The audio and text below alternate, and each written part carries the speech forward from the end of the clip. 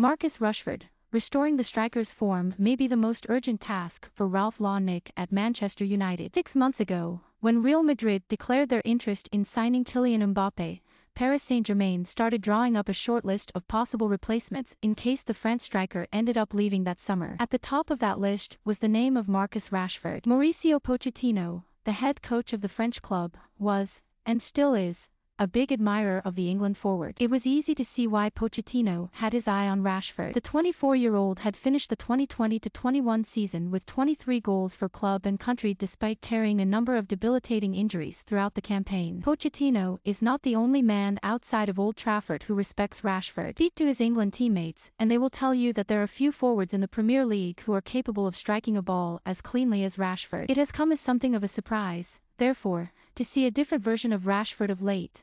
One low on confidence who seems to have lost that ability to put chances away effortlessly, without a second thought. The England forward has gone 11 matches without scoring, the second longest dry patch of his 6-year professional career, and he has admitted, publicly and privately, that his performances have not been up to scratch. There is a concern within United about Rashford's present form. A couple of club legends have offered their services to try to help the player get out of his present slump. What exactly has happened to the deadly forward who scored 56 goals and set up 37 more in his past 3 full seasons? Ralph Rangnick did not have the answer to that question, and it was put to him after Monday's underwhelming FA Cup win over Aston Villa. Actually, I don't know, United's interim manager said. The answer is a long and complicated one. Various factors are at play here, not least the fact that Rashford has been shunted around the team in several positions. This season alone, Rashford has played in 5 different positions, in 4 different systems. He played on the left wing in a 4-2-3-1 against Villa, as a second striker in the 3-4-2-1 system under Ole Gunnar Solskjaer, and as a centre forward when the Norwegian played 3 at the back with 2 strikers in the win over Tottenham Hotspur. Rangnick has only been in charge for 7 games, but Rashford has already played in 3 different positions,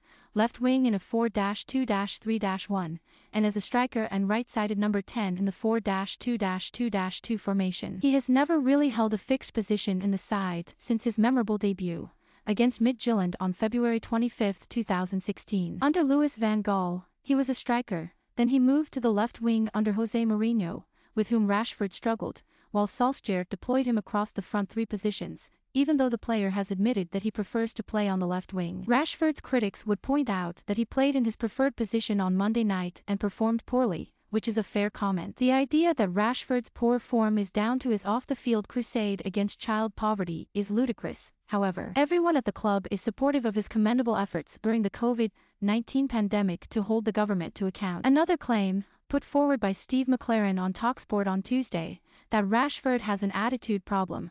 He gets deterred too easily and doesn't fight through bad moments, he said, will be laughed at by those at Carrington, who watched the forward arrive at 7:15 a.m. and leave 12 hours later during his shoulder injury rehab in the summer. Injuries have been a significant factor in Rashford's recent struggle. He missed the first 10 matches of the season while he was recovering from surgery on that shoulder. During his rehab, Rashford could not complete much cardio work because there was a risk of damaging his shoulder again if he ran on a treadmill. He mostly concentrated his work on the lower half of his body. Only recently has the striker returned to anything near full fitness. Rashford played 4,200 minutes last season, despite being troubled by a double stress fracture in his back. Then towards the end of the campaign he suffered a foot injury. Rashford still played in the Europa League final even though his left foot had swollen so much that he could barely fit his boot on before kickoff. He had spent most of the previous fortnight wearing sliders. Rashford is not entirely free of blame himself, but he, like many other young players, has been affected by the constant chopping and changing of managers. Rashford, a largely shy individual, needs strong guidance from a manager. He did not get that from the previous 3. Solskjaer was a fan of the player, and the admiration was mutual, but the Norwegian was not exactly hands-on. He largely let his assistant coaches, Michael Carrick and Kieran McKenna, take training. There is a hope that Rangnick can eke the best out of Rashford. His high-pressing style certainly should suit Rashford's game, and the forward has enjoyed working with the former RB Leipzig manager.